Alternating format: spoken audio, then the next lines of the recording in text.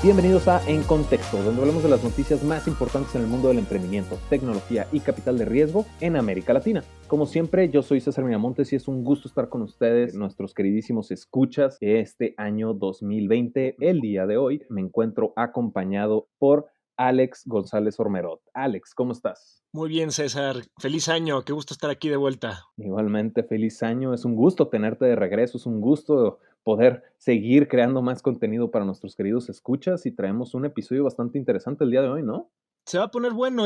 Parecería que estamos hablando de tres historias diferentes, distintas, y poco relacionadas entre ellas, hasta que te empiezas a dar cuenta por qué estamos hablando de un ecosistema regional, porque sí hay una historia mucho más interesante que yo creo que va a marcar el resto del año. Entonces empezamos bien el año. Así es, nada más antes de entrar un poquito a detalle con toda esta narrativa que tenemos preparada para ustedes, nada más tienen que recordar estos anuncios parroquiales. Oficialmente el programa de En Contexto va a empezar a salir los martes y los jueves, comenzando la siguiente semana, en el cual pues vamos a estarles compartiendo pues el mismo formato, los mismos diseños, pero para poder cubrir un poco más de noticias porque el mundo del emprendimiento, como sabrás Alejandro, es bastante contenido, ¿no?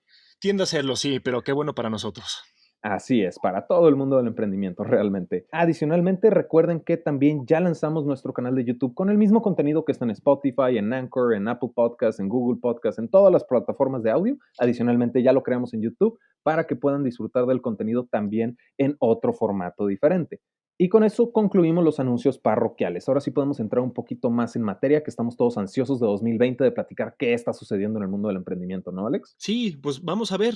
¿Con qué empezamos? A mí me gustaría comenzar con Agrofy, especialmente porque es capital de riesgo, ¿no? Agrofy acaba de cerrar su serie B por 23 millones de dólares, ¿no? Y esta ronda fue liderada por SP Ventures, ¿no? Aquí también participaron Fallline, Acre Capital y pues obviamente si analizamos un poquito más a fondo al líder de esta ronda que fue SP Ventures, pues definitivamente es un gran aliado para Agrofy que ya había participado en su serie A por 11 millones, recordemos, pero sí SP Ventures siendo un fondo brasileño y Agrofy siendo una startup argentina, yo siento que se conectan muy bien, sobre todo por la tesis de inversión de SP Ventures, ¿no? Que es completamente enfocado en mejorar la industria de agricultura, ¿no? Obviamente siendo Brasil, siendo el Amazonas y todo lo que se puede lograr dentro de ese lado, pues creo que es un gran aliado para Agrofy, ¿no? Porque también si tú analizas el portafolio, de SP Ventures, pues definitivamente encuentras puras tecnologías que giran alrededor de agricultura, ¿no? Desde drones que vigilan las huertas, los campos, que mapean, etcétera, hasta incluso las fintechs están enfocadas en los procesos económicos del campo, ¿no? Recordemos que Agrofy, en palabras muy sencillas, es un marketplace para productos de agronegocios, ¿no? Sí, y además, lo más interesante para mí de esta historia es el contexto más amplio. Esta historia sí funciona muy bien como una historia argentina, un dinero entra a una empresa argentina, pero no se entiende exactamente y completamente sin el contexto regional, que es lo que a mí se me hace muy interesante y muy ilustrativo. Argentina específicamente, porque estamos viendo aquí en el año 2020 ya lo que se siente como una, pues no sé, una crisis mundial económica inminente, así, hay muchos susurros sobre eso, pero Argentina, Ujú. que es un país relativamente, digamos, inestable en ciertos sentidos, está teniendo un boom de startups. Entonces, estamos viendo aquí una crisis inminente, pero el paso sigue fuerte. Entonces, a mí se me ocurre la pregunta, ¿la inestabilidad estable de Argentina será buena para las startups? Y siento que Agrofy, pues bueno, es un caso de que sí lo es, porque lo que tenemos es una empresa que se ha visto en la necesidad de expandirse porque sabe que en Argentina, pues sí, no va a tener tanto pegue por la inestabilidad, entonces te mueve a hacer una scale-up mucho antes de lo que pensarían otras empresas en lugares más estables. Tal vez tienen un poco más de letargo, pero se me hace interesante eso, que esta Argentina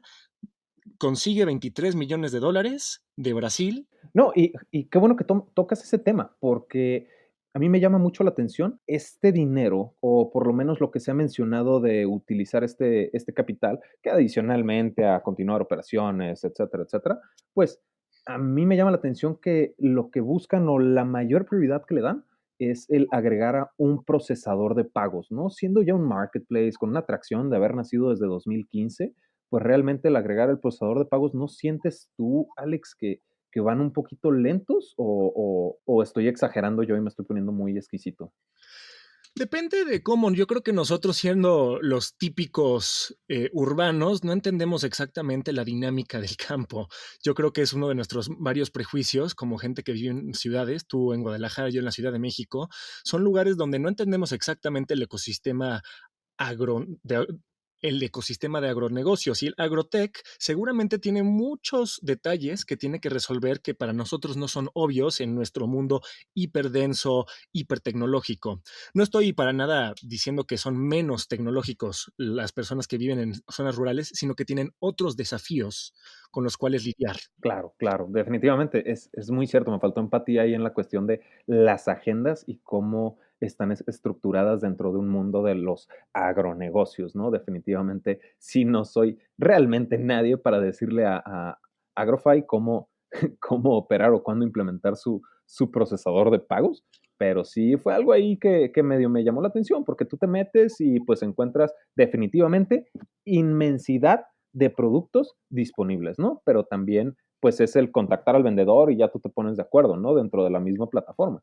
Entonces, sí, para ya tener 4 años, sí me llama un poquito la atención, pero definitivamente tienes razón, le falta más verlo desde la perspectiva de alguien del equipo de Agrofy para darnos a entender por qué, pues, tomó tanto tiempo la implementación de este procesador.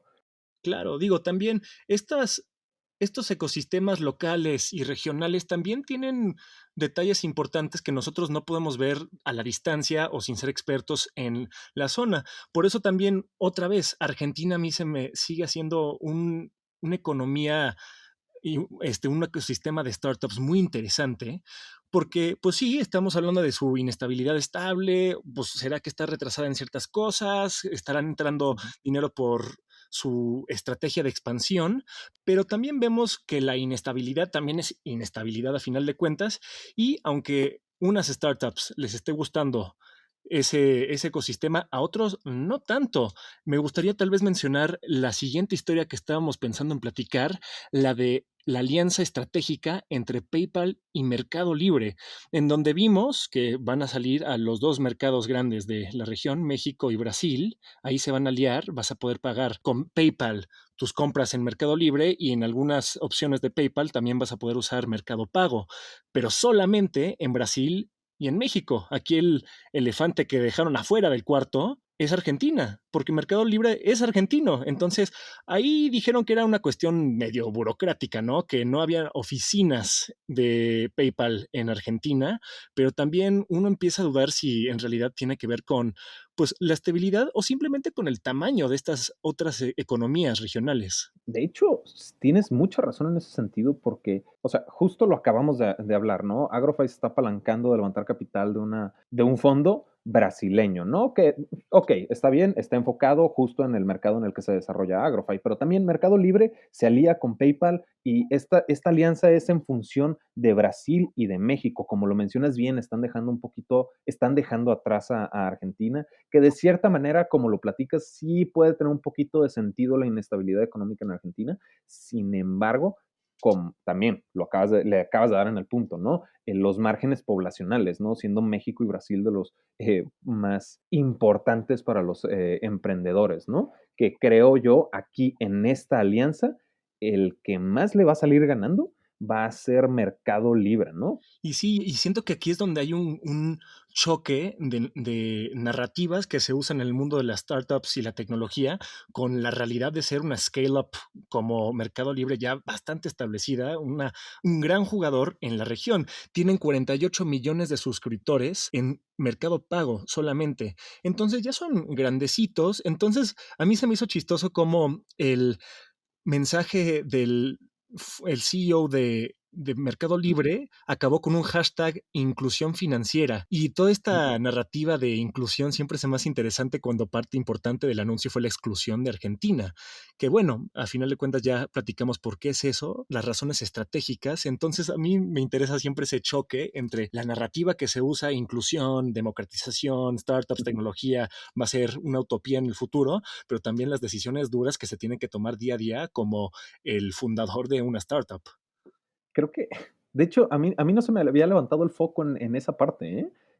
Eso de la inclusión están dejando fuera a Argentina, pero también hay que entender que, pues, como líderes, como representantes de un negocio, a final de cuentas, tienen que tener cierto enfoque mercadotécnico, si lo queremos ver de esta manera, en el que pues promueven lo que buscan lograr dentro de su emprendimiento, que es, sí, ok, inclusión financiera, digamos que funciona cuando empiecen a implementarlo, porque todavía no comienzan, ¿no? Va a ser como mediados del 2020, si mal no recuerdo. Exacto. Pues realmente siento yo que Argentina va a llegar ya después, una vez que la prueba piloto con los márgenes poblacionales tan grandes que son México y Brasil, llegasen a funcionar, ¿no? Sí, sin duda acabarán yendo a Argentina. Yo no creo que sea tanto una cuestión de si sí, pero más bien de cuándo. Sin embargo, también pues, nos lleva otra vez a este punto de inflexión que mencionaba al principio, que el mundo está cambiando, con crisis inminente o no, pero el ecosistema de varias de estas tecnologías que solían ser disruptivas, que mencionamos de hecho en el recap anual de contexto, una de las cosas que mucha gente va a empezar a ver este año, 2020, va a ser que las empresas van a empezar a responder a la saturación del mercado. Vamos a ver cómo muchos de estos scale-ups empiezan a tener peleas entre titanes.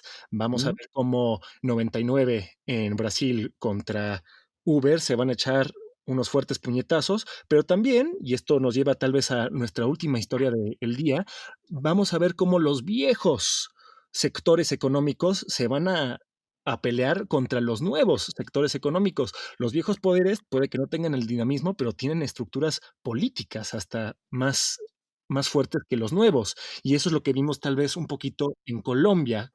Y justo como lo mencionas, a esta parte de la saturación del mercado, justo acabamos de tener el episodio de la industria de última milla, cómo están empezando a pisarle el territorio a Rappi en Colombia, ¿no? Y lo acabas de mencionar, en Colombia justo acaba de suceder esta situación sensible en relación a las startups de movilidad. Entonces, la noticia como tal es que en Colombia existe esta, no es, no sé si es mi enojo o no. Déjame nada más sentar este precedente y para todos nuestros escuchas que de cierta manera este tema medio me molesta un poco, ¿no? Entonces, si me lo tomo muy personal, díganme y me tranquilizo un poquito más, ¿no? ¿Por qué? Está esta, digamos, quiere ser startup, ¿no? Que es Cotech, C-O-T-E-C-H, Cotech.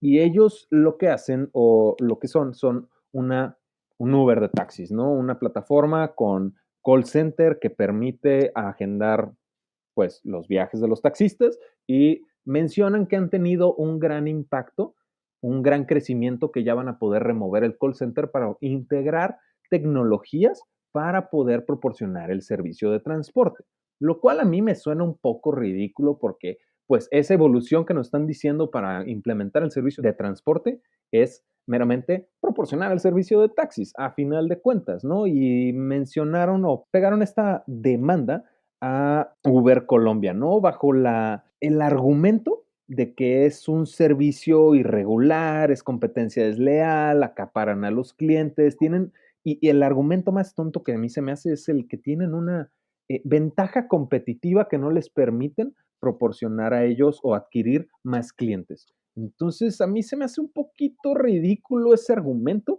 y sobre todo la decisión que sucedió y fue que el gobierno de Colombia solicitó o ordenó, en otras palabras, el paro a las actividades de Uber. Sí, y aquí lo que vemos es una cosa interesante. Claro, tenemos a las startups batiéndose entre ellas sobre terrenos ya disruptivos, pero Ujú. en otros lugares estamos viendo cómo las viejas economías se alzan en contra de las nuevas cuando ya se vuelven una seria amenaza. Y lo que no tienen a tener las viejas economías son las viejas raíces políticas que existen en pues luego son sindicatos o agrupaciones de diferentes sectores. Entonces, por aquí, por más sentido no que le haga a alguien, estamos viendo una situación donde tiene más poder político una agrupación de taxistas tradicionales en contra de literalmente unas startups que llegaron o de fuera o son recientes y que no tienen mucha historia, mucho historial en la regulación de estos sectores económicos, como podemos ver por la falta de regulación en todo el continente en torno a drones, que apenas estamos empezando a ver eso, a estas apps de movilidad, en, contra, en cuanto a fintech. La lista es infinita, la regulación viene tarde, pero el conflicto político empieza desde antes. No, y a mí, de nuevo, a mí se me hace una situación súper ridícula, porque, a ver, vamos a invertir los papeles, ¿no, Alex? Imagínate que Uber va a lanzar por primera vez en Colombia, donde ya imperan los taxis, que es el servicio tradicional que conocíamos antes de que supiéramos que se podía dar un mejor servicio, que se llama Uber, con todas las consecuencias que han sucedido a lo largo de los años. Pero imaginemos que Uber va a lanzar en Colombia, ¿no? Y te tendría sentido que alguien que quiere lanzar Uber demande a los taxis porque tienen una ventaja competitiva de adquisición de clientes a través del transcurso del tiempo. A mí en lo personal no me tiene sentido. Digo, pues realmente, pues a mí se me hace una cuestión de, híjole, siento que la palabra es súper fuerte, pero una cuestión de corrupción ahí que puede haber que, pues duele, porque imagínate también poniendo otro escenario, es como si no implementaran carros, digo, es lo primero que se me viene, ¿no? Porque le están quitando, tienen ventajas competitivas sobre los caballos. O sea, argumentar en contra de las ventajas competitivas a mí se me hace brutalmente tonto, por no usar palabras altisonantes, ¿no? Pero Claro. sí es ridículo, ¿no? La ventaja competitiva es algo que tú te creas a partir del servicio que proporcionas.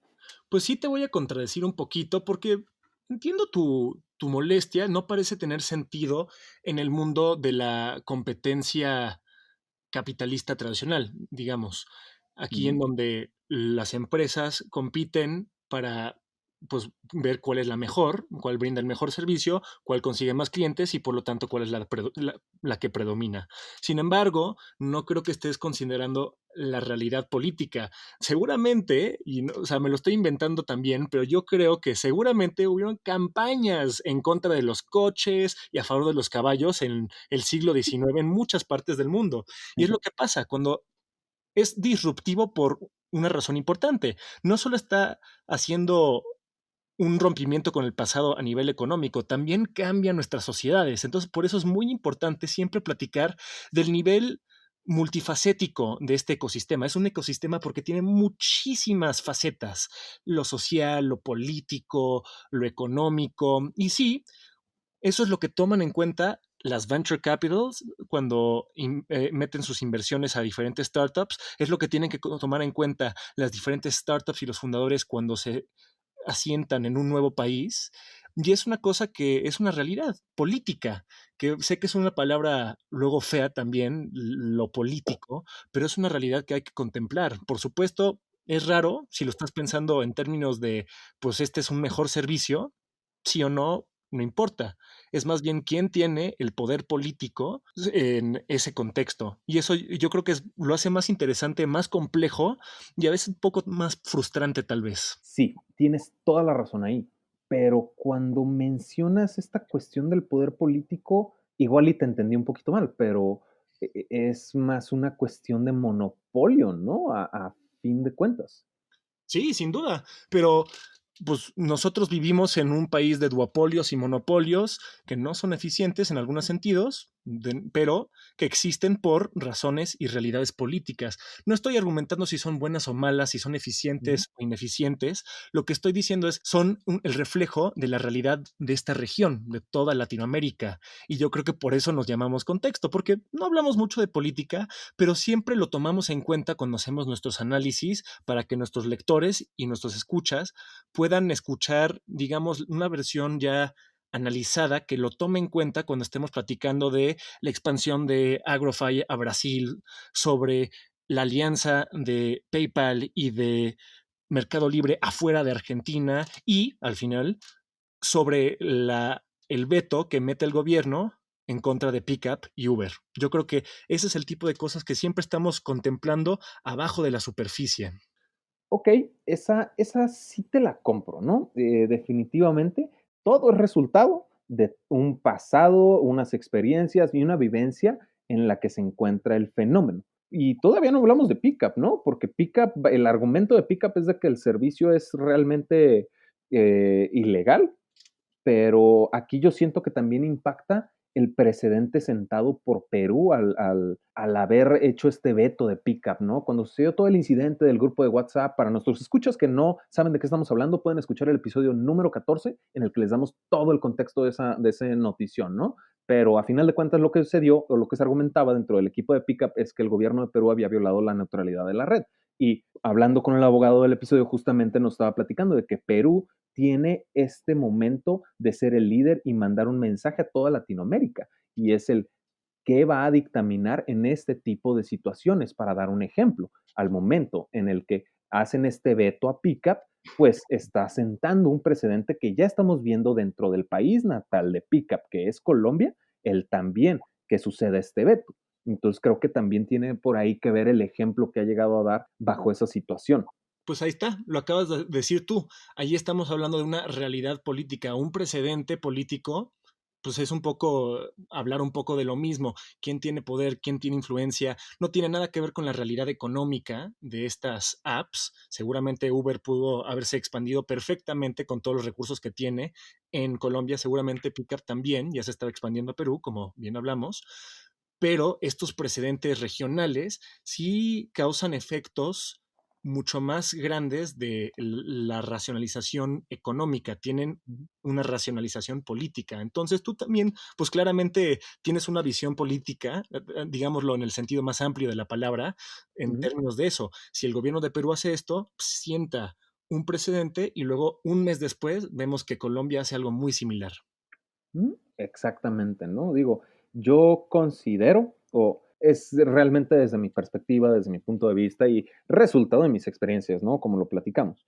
Pero también, o sea, creo que en vez de hacerlo binario de o lo hacen los taxis o lo hace Uber, creo que debe de encontrarse esta parte de la regulación que logre facilitar esta verdadera homología de competencia, ¿no? Pero pues de nuevo, como siempre lo mencionamos en este programa, la regulación viene dos, tres pasos atrás de la innovación, ¿no? Hay que ver cómo evoluciona realmente. Por el momento, Uber no está obligado realmente porque sigue dentro de estos espacios legales que pues, le permiten operar, pero sí ya tiene en su contra, pues, el peso gubernamental, ¿no? Efectivamente, al final de cuentas, siento que ese es el problema más fuerte con el que tiene que lidiar Latinoamérica y bueno, el mundo, pero especialmente Latinoamérica en este año. Hay muchas industrias que ya se revolucionaron, hay startups que ya no son startups, que ya son scale-ups, que ya son multinacionales con ofertas públicas, que siguen en algunos casos sin regulación. Eso no Ujú. puede ser. Pues sí, pero finalmente es ver cómo va avanzando esta situación y poder dictaminar si se pudo haber hecho de mejor manera o si hay mejores áreas de oportunidad que atacar, ¿no? Porque sí, tienes toda la razón, tal vez, y lo mencioné desde un principio, por eso lo mencioné, tal vez sí me la tomé demasiado personal, ¿no? Una disculpa, pero a final de cuentas sí es ese tipo de situaciones, el negar la innovación o ponerle estas trabas tan obvias, a mí sí me medio me incomodan, ¿no? Sí, no, yo creo que es una molestia legítima. A final de cuentas, sí parece un poco arbitrario, pero nos ayuda un poco a reflexionar sobre la complejidad de este ecosistema que a veces agradece, a veces no, pero definitivamente nos da mucho de qué platicar. A final de cuentas, el emprendimiento, todo el mundo lo dice, no es fácil, pero la palabra emprender no es fácil, como que de cierta manera ya está muy quemada y realmente no dimensionas todo el tipo de cosas con las que te topas, como lo acabas de mencionar, lo político, lo económico, lo social. Es, es, es bastante complicado, ¿no? A final de cuentas, pues para eso estamos nosotros, para ponerlos en contexto con las noticias más importantes del mundo del emprendimiento, tecnología y capital de riesgo. Con eso concluimos las noticias de esta semana. Como siempre, yo soy César Miramontes Yo soy Alex González Ormerod. y ahora sí estás en contexto.